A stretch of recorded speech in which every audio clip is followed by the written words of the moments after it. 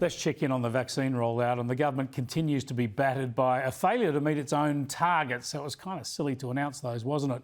But the rollout goes on. 1.2 million Australians have now had the jab, and we really need to get to about 6 million, get those done over the next 2 months. That is to get all of our elderly and vulnerable vaccinated before the onset of winter. So with production ramping up in Melbourne, that should be achievable.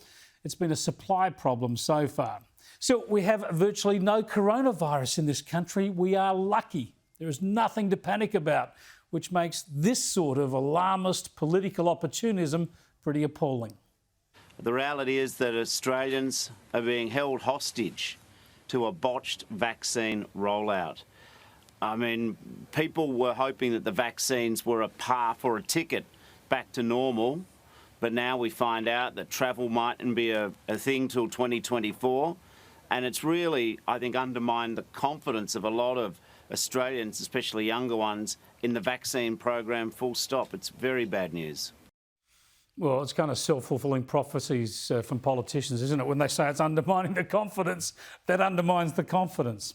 Look, there's been another case of blood clotting from AstraZeneca vaccine doses in Australia today. But the point here is that the risk is so low, especially for the elderly, that should not affect the rollout. If you're young and healthy, the risks from either coronavirus or the vaccine are so low, you shouldn't worry about either.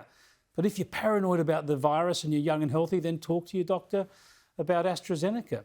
Honestly, alarmism and fearmongering remain the biggest problems in this pandemic, in this country at least. Let's have a look at how many people have had the jab, at least the first of the jabs in the UK.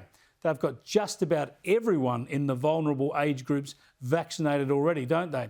But they still have lockdowns and restrictions and thousands of new cases every day and still some deaths every day. So where would you rather be? In the UK, in that shambles coming out of winter?